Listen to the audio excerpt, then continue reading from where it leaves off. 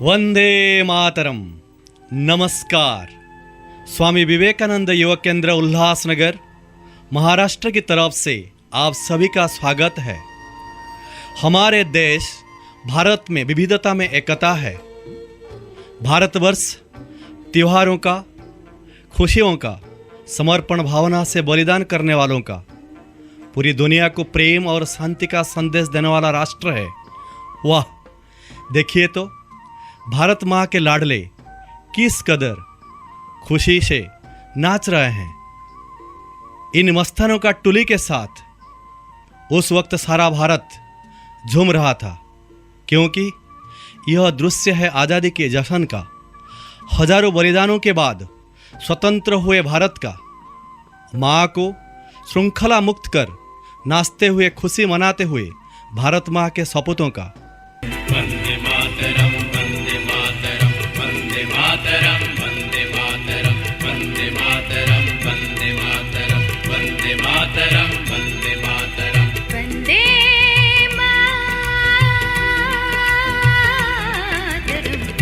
मातरम,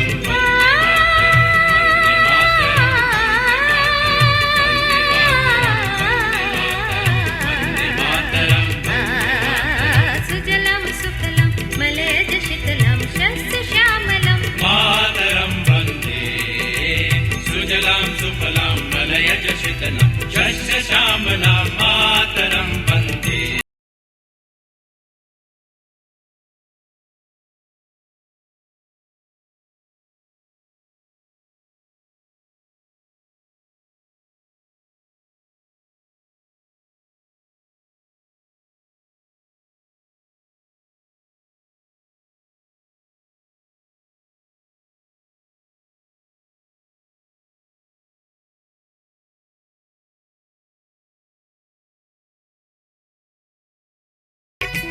यह आप स्वतंत्र प्राप्ति का खुशहाल दृश्य देख रहे हैं।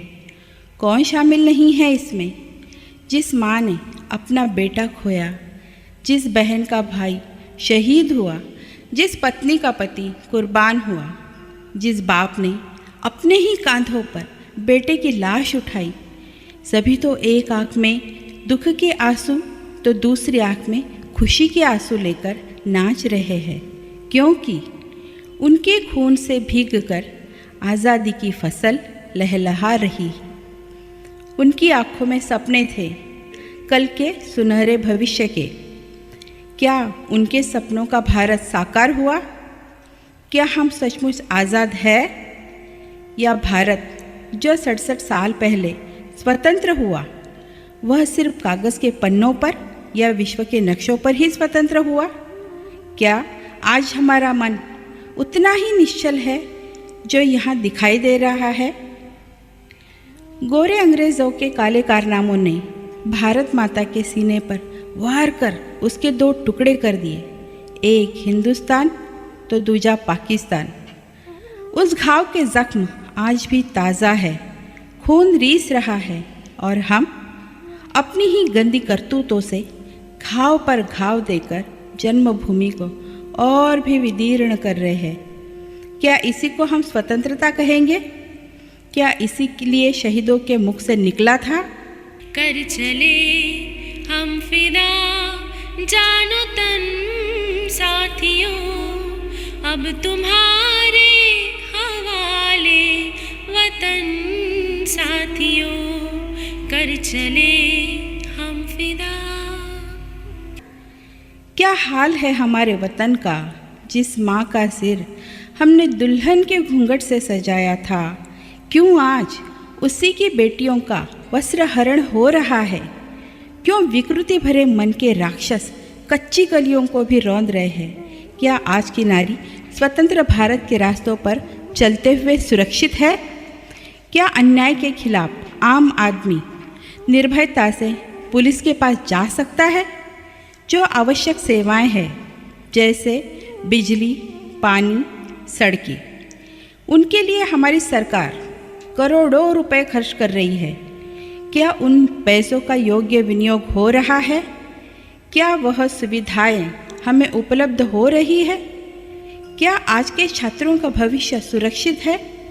शिक्षा जैसे पवित्र कर्मों को धंधा बनाकर नहीं रखा है? क्या सभी लोगों को आज पेट भर भोजन मिल रहा है? तो क्यों हमारे देश में कुपोषित बालकों की मृत्यु के आंकड़े बढ़ते ही जा रहे हैं? क्या सभी अस्पतालों में सेवा भाव से इलाज होता है? तो क्यों इलाज के अभाव में बीमारियां बढ़ रही है, मरीज मर रहे हैं? मैं और आप, हम सभी जानते हैं इन प्रश्नों के उत्तर नकारात्मक ही आएंगे। शायद कवि की दूरदृष्टि ने यही हालात देखे थे और वह कह उठे, ऐ मेरे वतन के लोगों, जरा आँखों में भर लो पानी, जो शहीद हुए हैं उनकी जरा याद करो कुर्बानी। ऐ मेरे वतन के लोगों, जरा आँखों में भर लो पानी, जो शहीद हुए हैं उनकी जरा याद करो कुर्बानी। इन सब का कारण है विकृत मानसिकता और स्वार्थी प्रवृत्ति। स्वार्थ की वजह से मानसिकता विकृत हो गई और यह विकृति ही सब अनर्थों का मूल बन गई है। तन और मन दोनों अशांत हो गए हैं। आओ हम सभी देखें इस अशांति का इलाज क्या है। कैसे हमारे पूर्वजों ने पाई थी मन की शांति, तनाव रहित जीवन, और कैसे प्राप्त किया था आरोग्यपूर्ण जीवन। भारत एक ऐसा देश है जिसकी प्राचीन संस्कृति आज भी अनेक आधुनिकताओं को अपने आप में समाहित कर शान से उन्नत मस्तक है। त्याग, सेवा, समर्पण भावना, परस्पर विश्वास और कर्म प्रधान प्रवृत्ति, इन्हीं मानवीय धन पर भारत के संस्कार टिके हुए हैं।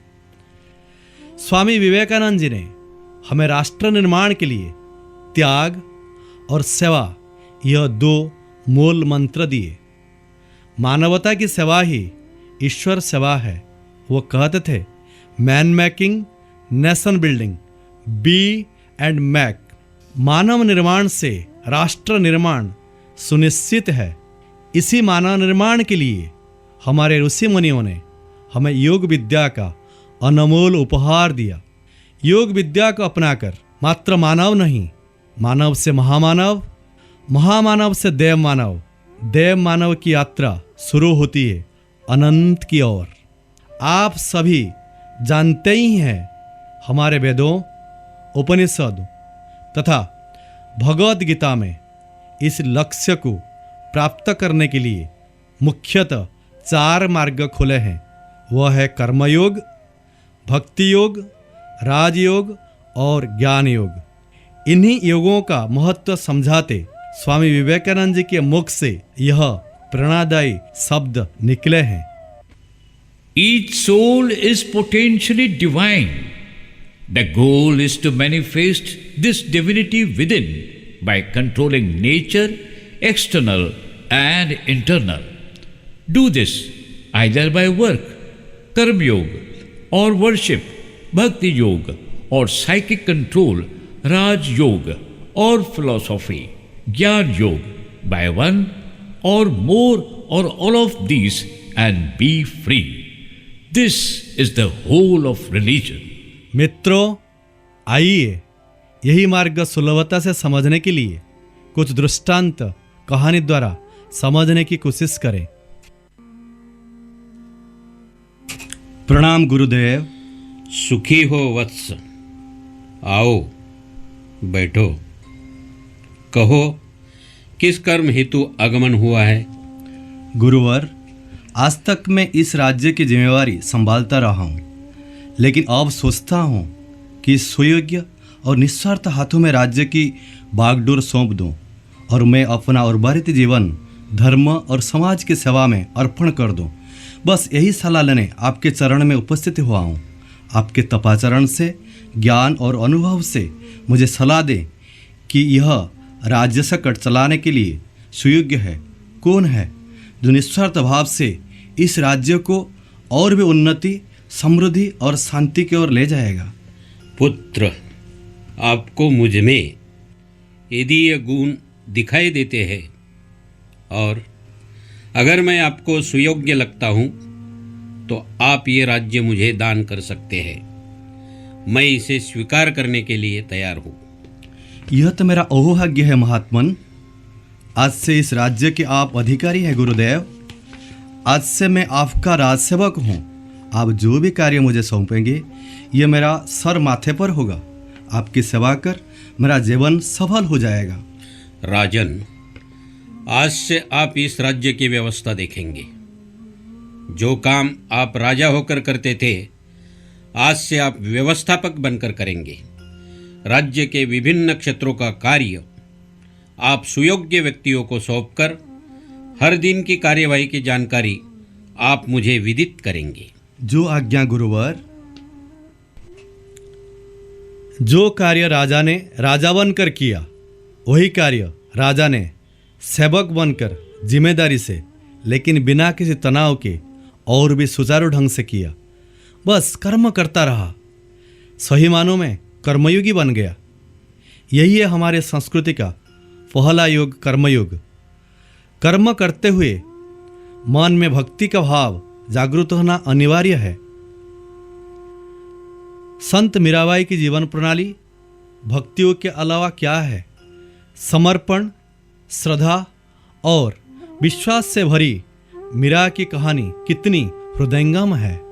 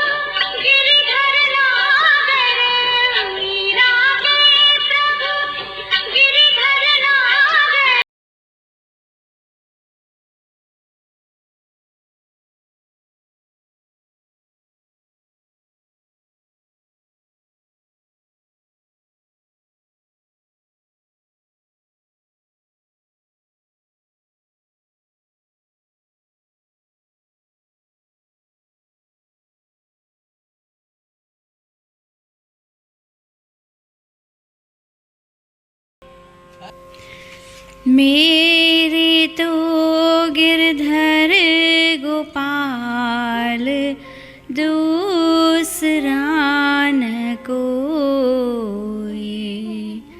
मेरे तो गिरधर गोपाल दूसरा न कोई।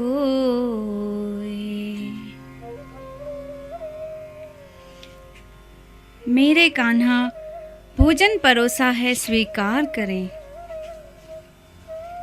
देवी जी, देवी जी, भोजन ग्रहण ना करें, भोजन ग्रहण ना करें। यह विषयुक्त है, विनाश हो सकता है। मैं तो यह भोजन मेरे गिरधर गोपाल को अर्पण कर चुकी हूँ और उन्होंने स्वीकार भी कर लिया है। अब तो यह मेरे लिए मेरे प्रभु का प्रसाद है। अब जो हाल उनका होगा वही मीरा का होगा।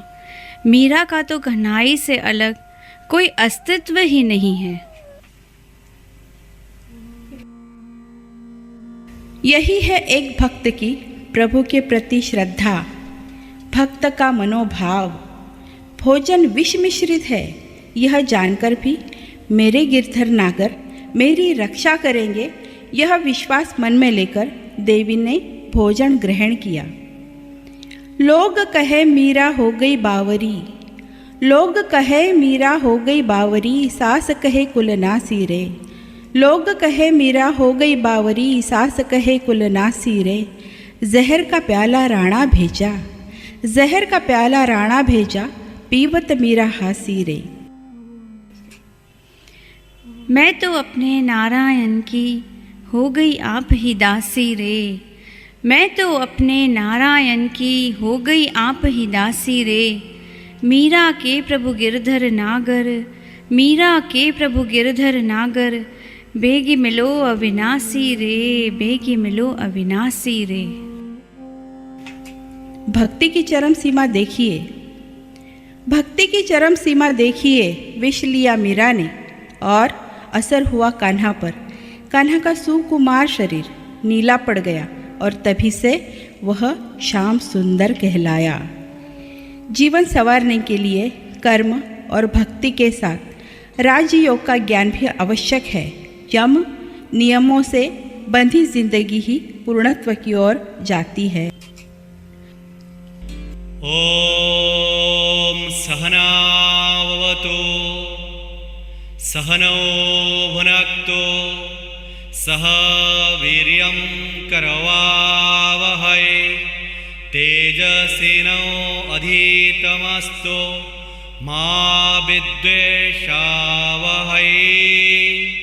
ओम शांति शांति शांति।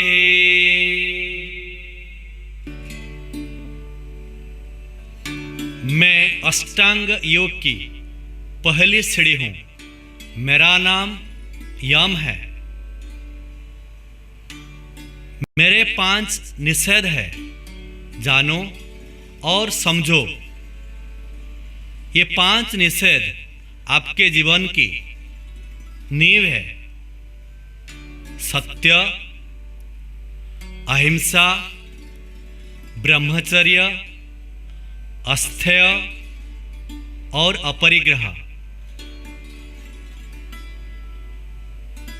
मैं अष्टांग योग की दूसरी सीढ़ी हूँ और मेरा नाम नियम है। मेरे 5 बातें आप अपनाओ, समझो भी।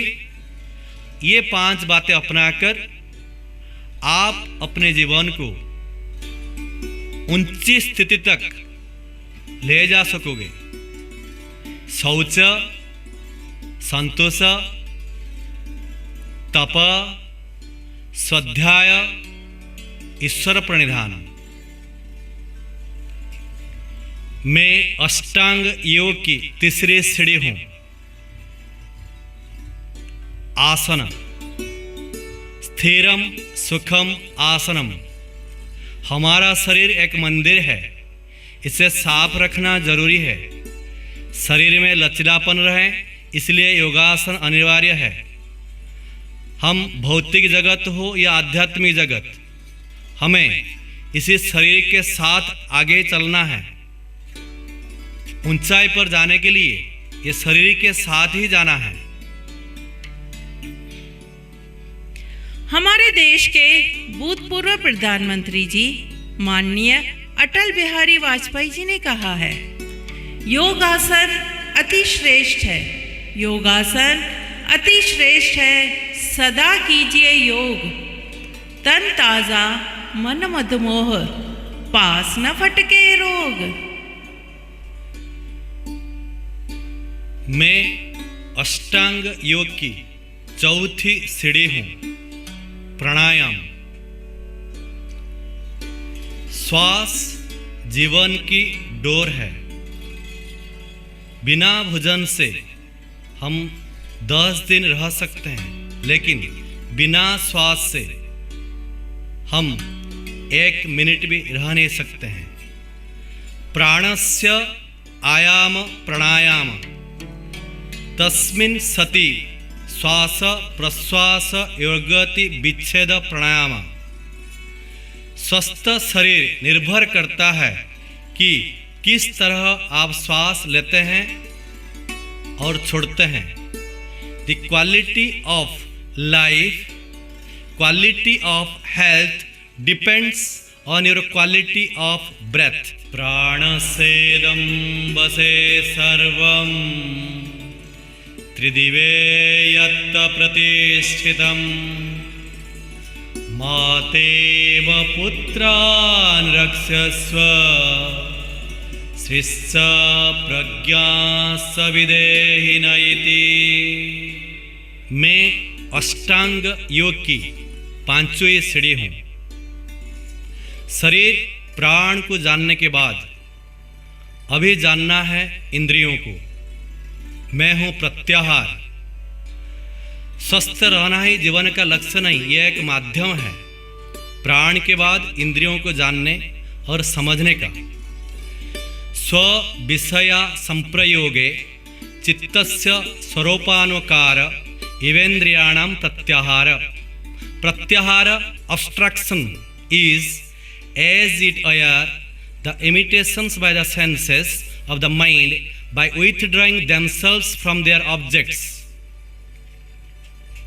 शरीर प्राण इंद्रियों को जानने के बाद अभी मन की एकाग्रता करने की समय आ गया है और मैं हूँ योग के अंतर्मुख यात्रा का पहला सीढ़ी है जिसके नाम है धारणा। उसको एकाग्रता कहते हैं, इसको कंसंट्रेशन भी कहते हैं। देश बंध चित्तस्य धारणा। Focusing is the confining of the mind within a limited mental area. Object of focusing is called dharana. Focus the mind with single object is called dharana. मन को एक बिंदु पर केंद्रीकरण करना धारणा है। मैं अष्टांग योग की 7वां सीढ़ी हूं, ध्यान, जिसको मेडिटेशन कहते हैं। तत्र प्रत्यय एकतानत ध्यानम। effortless flow of the mind towards the object is called meditation.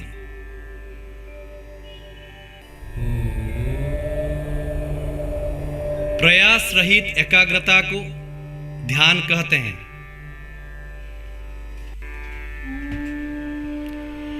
मैं अष्टांग योग की 8वीं सीढ़ी हूं जिसको समाधि कहते हैं। थॉटलेस स्टेट ऑफ माइंड जिसको एनलाइटमेंट भी कहते हैं। तदेवार्थ मात्र निर्भासम स्वरूप शून्यमेव समाधि। The same meditation when there is consciousness only of the object of meditation and not of itself, the mind is called samadhi. इस तरह मित्रों, अष्टांग मार्ग को अपनाकर अपने को स्वस्थ बनाए और भारत को स्वस्थ और मजबूत बनाने का दृढ़ संकल्प करें और भारत माता का मान बढ़ाएं। विवेकानंद जी का कहा हुआ मैन मेकिंग नेशन बिल्डिंग का संकल्प पूरा करें। इस तरह अष्टांग मार्ग को अपनाकर अपने आप को स्वस्थ और मजबूत बनाने का संकल्प कर ज्ञान योग को जानने का, अपनाने का मार्ग हम साकार कर सकते हैं। आइए देखते हैं पूर्ण सत्य को कैसे प्राप्त करें। प्रणाम पिताश्री। आओ पुत्र, बैठो। क्या बात है? कोई समस्या है? तुम्हारे चेहरे पर इतना विषाद क्यों छाया है? यह बाहरी समस्या नहीं है पिताजी, यह अंतर्मन की बेचैनी है। मन में जो प्रश्न उठ रहे हैं वो आपके सामने रखता हूँ। मैं कौन हूँ? मेरी उत्पत्ति कैसे हुई है पिताजी? पुत्र, तुम्हारा मन पूर्ण सत्य की खोज में है। इन प्रश्नों के उत्तर तुम्हारे अंदर ही हैं। पुत्र, मैं तुम्हें वे सीढ़ियां खोजने में तुम्हारी सहायता कर सकता हूँ। पूर्ण सत्य प्राप्त करने की विधि बताता हूँ। मुझ पर अनुग्रह करिए पिताजी। मैं आपके बताए मार्ग पर चलने के लिए दृढ़ संकल्प हूँ। पुत्र, आंखें बंद करो, लंबा और गहरा सांस लो, मन को एकाग्र करो, मन की गहराई में जाने का प्रयास करो। भीतर, भीतर और भीतर। हाँ, क्या अनुभव कर रहे हो पुत्र? अद्भुत, अद्भुत पिताजी, मेरी समझ में आ रहा है। सभी की उत्पत्ति अन्न से हुई है, अन्न से सभी की उत्पत्ति हुई है। मुझे खुशी हुई, तुम्हारी विचारधारा सही दिशा में प्रवाहित है। तुम्हारे अंदर सत्य की खोज करने की इच्छा निर्माण हो गई है। इसी संसार में जब तक इंसान संपूर्ण सत्य को प्राप्त नहीं करता, तब तक वह पूर्ण आनंद प्राप्त नहीं कर सकता। अब मैं तुम्हें साधना का सूत्र बताता हूं। उस सूत्र को आत्मसात करके सत्य को प्राप्त करो। तुम ध्यान मुद्रा में बैठकर अंदर आती हुई और बाहर जाती हुई सांस को देखो, उसको देखो, देखते रहो, देखते रहो। पिताश्री, मुझे एक नई ऊर्जा की अनुभूति हुई। अब सब कुछ प्राणमय लगने लगा है। मुझे लगता है सब कुछ प्राण से बना है, प्राण से। तुम्हारे अनुसंधान से मैं बेहद प्रसन्न हूं। तुम सत्य के करीब हो, लेकिन ये संपूर्ण सत्य नहीं है। अब तुम ध्यान मुद्रा में बैठो, श्वास के सूत्र को अनुभव करो। अब तुम ध्यान मुद्रा में बैठो, श्वास के सूत्र को अनुभव करो। तटस्थ भाव से अपने मन में चलते हुए विचारों को देखो। तुम देखोगे श्वास और विचार एक तालमेल में चल रहे हैं। तुम सत्य को निकट से जान पा रहे हो। पिताश्री, मुझे एक नई शक्ति की ऊर्जा दिखाई दी। वाह, मैंने सत्य को जान लिया। अब पता चला सब कुछ मन से उत्पत्ति हुई है। धीरज रखो पुत्र, धीरज रखो। मैं जानता हूं कि तुम्हारा अनुसंधान सत्य के निकट पहुंच रहा है, परंतु संपूर्ण सत्य को जानने के लिए और खोज करनी होगी। मेरी समझ में नहीं आ रहा। मुझे हर बार ऐसे लगता है मैंने सत्य को पा लिया है। मैं आज अपने आप को आपके सामने समर्पित करता हूं। आज तक आपको मैंने पिता के रूप में देखा है, परंतु आज से आप मेरे गुरु हैं। गुरुदेव, मुझे मार्गदर्शन दीजिए। मैं संपूर्ण सत्य को जानना चाहता हूं। तथास्तु वत्स, तुम्हारी प्रगाढ़ निष्ठा, भक्ति और धैर्य शक्ति तुम्हें जरूर मंजिल तक पहुंचाएगी। अब तुम फिर ध्यान मुद्रा में बैठो, आंखें बंद करो, मन में चलते हुए विचारों को देखो। कुछ भी मत करो, तटस्थ होकर देखते जाओ।